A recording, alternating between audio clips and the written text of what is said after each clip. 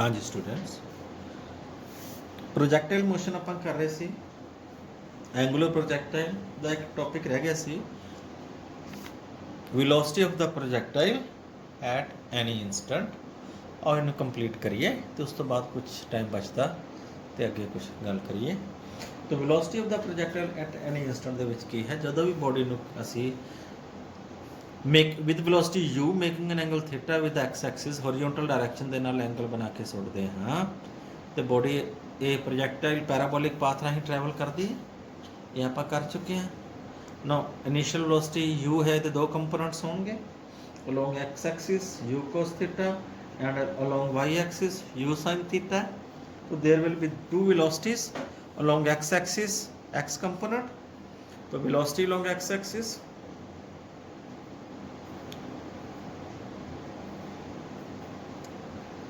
हाँ जी vx is equal to ux plus ax into t. तो ux बच्चों आप पहला भी गल की सी u cos थीटा के बराबर है, दैन ax की वैल्यू होएगी 0। क्यों?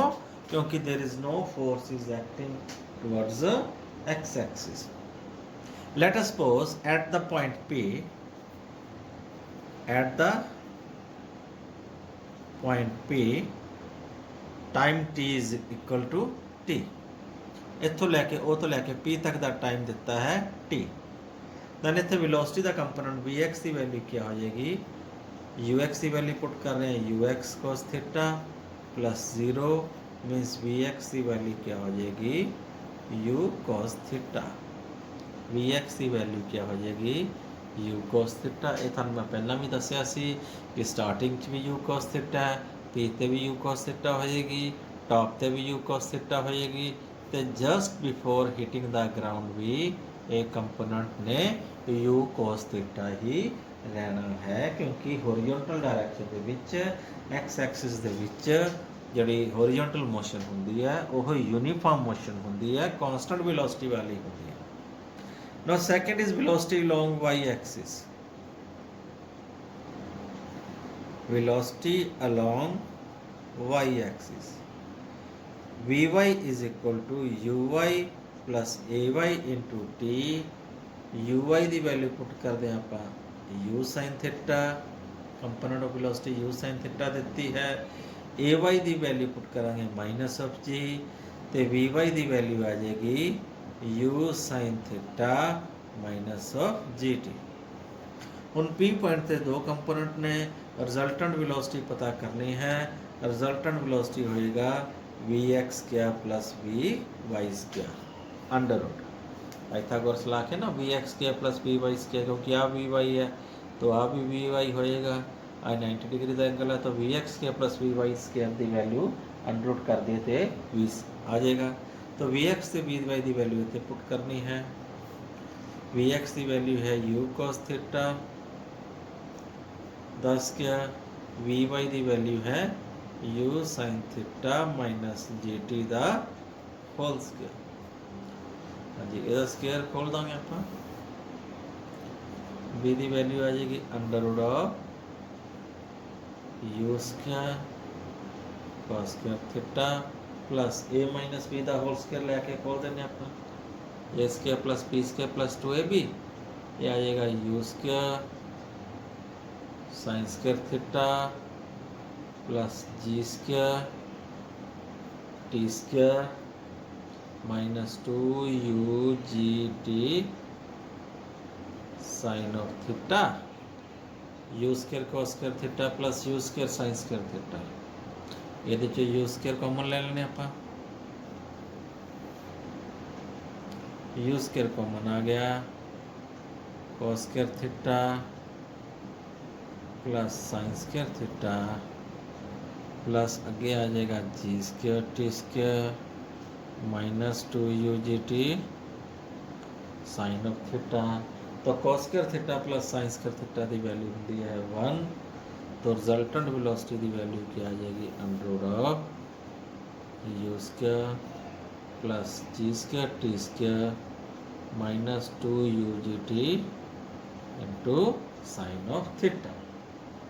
ये आ गया अपने को रिजल्टेंट वेलोसिटी।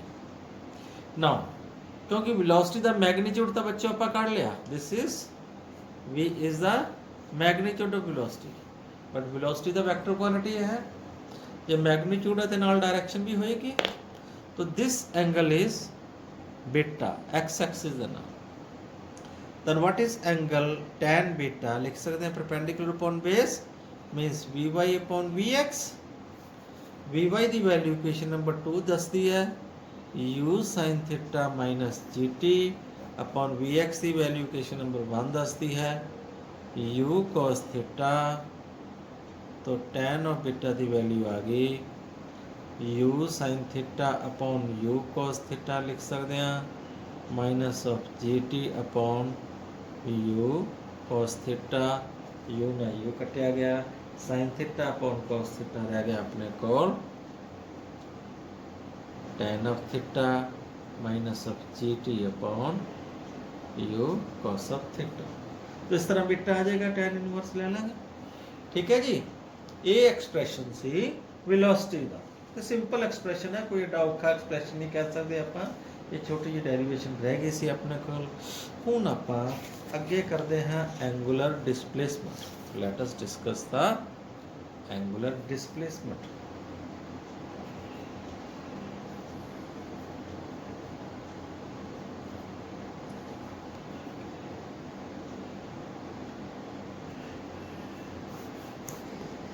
एंगुलर डिस्प्लेसमेंट क्या होता है कि जदों भी बॉडी कोई सर्कल च मूव करती है, suppose this body is moving in a circle and O is the center, OP is the radius R, body move कर गई बच्चों P तो Q तक, and this theta is called angular displacement। theta ਨੂੰ ਕੀ ਕਹਿੰਦੇ ਆ? angular displacement। तो angular displacement is defined as the ratio of theta is defined as arc PQ upon radius, arc PQ upon radius। तो theta is a, सुन लो ध्यान नाल, vector quantity। angular displacement is a vector quantity if theta is very small। Theta की है vector quantity है जो theta small होवे, otherwise जो theta large है फिर इन्हों असी वेक्टर नहीं कहते। ओके, ये वेक्टर क्यों नहीं कहते? कम्यूटेटिव लॉ है, for large angle, for large angle commutative law is not valid। a commutative law क्या होता है? means theta 1 plus theta 2 is not equal to theta 2 plus theta 1 for large angle, for large angle। उन्हें समझाना मेरे वास्ते इत्थे AD दूर औखा है, मैं थानू कोई थोड़े सामने एक्टिविटी करके समझा सकदा। जदों किते क्लासां खुलणगीਆਂ तो मैनू दस्सिओ, याद कराओ, तो मैं थानू एक्टिविटी करके सामने थोड़े करके दिखाऊंगा लैब दे विच, मतलब प्रैक्टिकली थानू करके दिखाएंगे कि थीटा 1 प्लस थीटा 2 जिहड़ा है वो theta 2 plus theta 1 large angle वास्ते वैलिड नहीं है, लेकिन स्मॉल एंगल वास्ते वैलिड है। तो when theta is small then it is a vector, if theta is large, large means more than 10 degree, 20-30 degree, ये लार्ज एंगल हो गया। Small angle means 1-2-3 degree means single digit, 10 तो घट घट, then theta is small, then it is a vector quantity. ठीक है बच्चों, इसी एंगुलर डिस्प्लेसमेंट इसमें याद रखियो, आर्क बटा रेडियस में आप एंगल कहने हैं। Then we have angular velocity. Angular velocity, angular velocity is denoted as omega and is defined as rate of change of angular displacement per second। angle traced per time taken is called angular displacement. Now if limit delta t tending 0 means instantaneous angular velocity. Instantaneous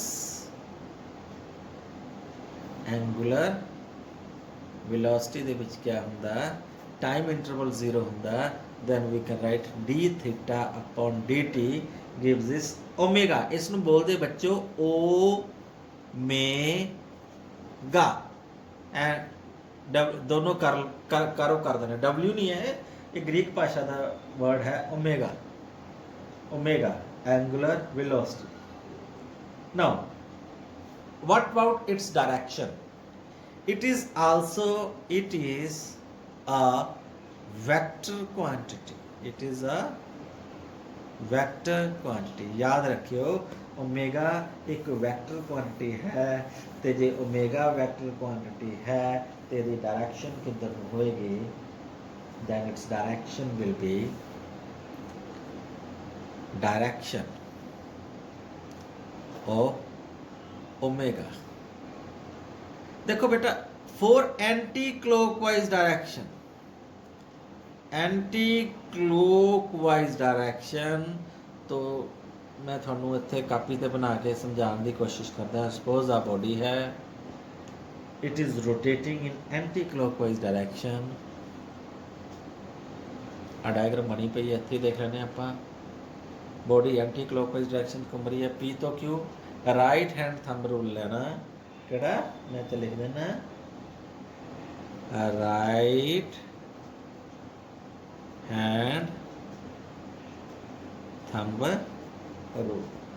according to right hand thumb rule clockwise direction दे विच जदों anti clockwise direction च उंगलां घुमाओगे, अंगूठा सानू कादी direction देगा, omega दी, उत्ते नू.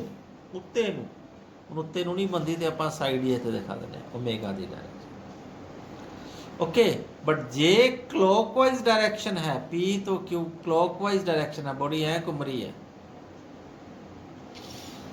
आह angle आ गया थीटा, डेल्टा थीटा या थीटा क्लॉकवाइज, देन ओमेगा हेठा नू आ जाएगा, अंदर नू inward perpendicular and inward into the plane of paper. ठीक है, तो डायरेक्शन ऑफ ओमेगा मैंने लगता थानू क्लीयर हो गई होनी है. एंटी क्लॉकवाइज डायरेक्शन च ये आउटवर्ड डायरेक्शन हुंदी है, तो क्लॉकवाइज डायरेक्शन दे विच इहनू अंदर इनवर्ड हुंदी है. ओके जी. Now some more related terms, कुछ होर टर्म्स आप डिस्कस करते हैं. What is a uniform circular motion? Uniform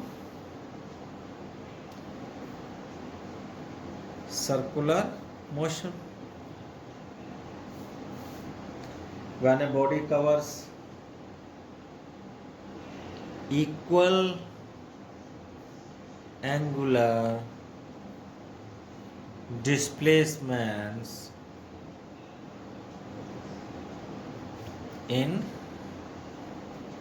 equal interval of time, then it is said to be in uniform circular motion. ओमें यूनिफॉर्म स्पीड सी, वो च equal displacements in equal interval of time kinematics ਆਪਾਂ ਪੜਿਆ ਸੀ, ਉਹਦੇ ਵਿੱਚ equal angular ਡਿਸਪਲੇਸਮੈਂਟਸ ਕਹਿ ਦਵਾਂਗੇ. Next ਆਪਣੇ ਕੋਲ ਹੈ time period. What is a time period? Very simple,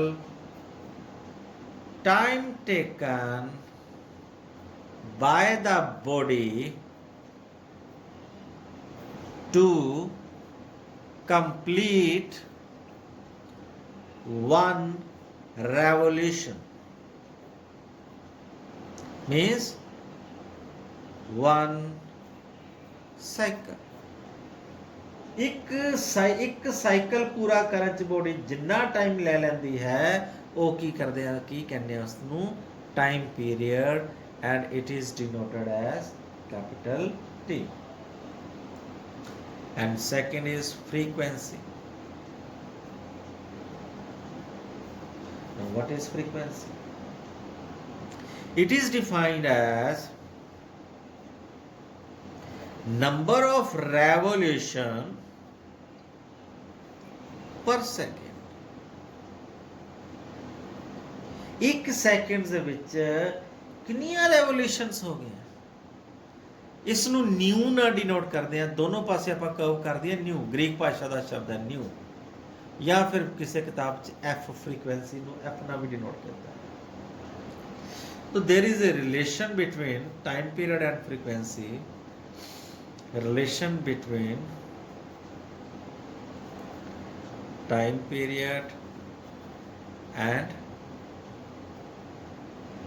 frequency. तो time period is equal to 1/न्यू, क्योंकि टाइम पीरियड क्या है, time taken to complete one revolution, तो फ्रीक्वेंसी क्या है, number of revolutions per second, एक दूसरे के इनवर्स प्रोपोर्शनल हो गए। तो time period is equal to 1/न्यू, और nu is equal to nu की बोलना है NEW, nu, nu is equal to 1/T। Next अपने को एक होर रिलेशन आ जाता है, रिलेशन बिटवीन एंगुलर वेलोसिटी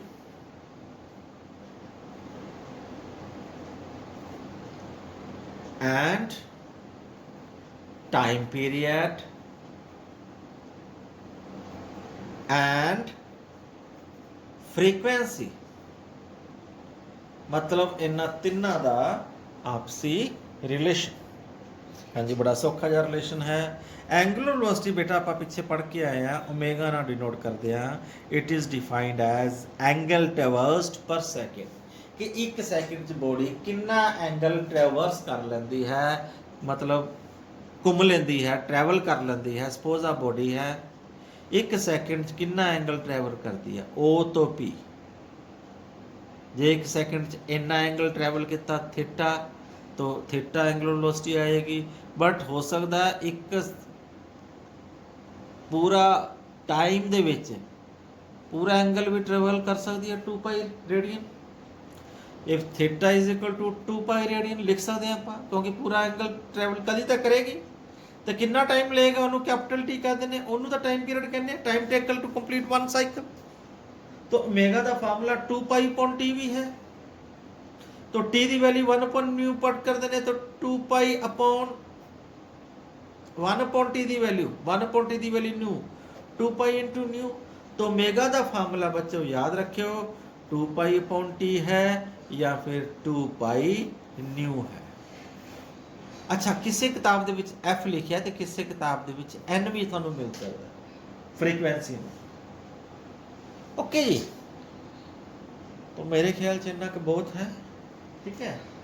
तो नेक्स्ट अपना इस टॉपिक च रह गया relation between linear velocity and angular velocity and centripetal acceleration, और नेक्स्ट वीडियो कवर कर देवांगे, ठीक है। तो thank you, have a nice day.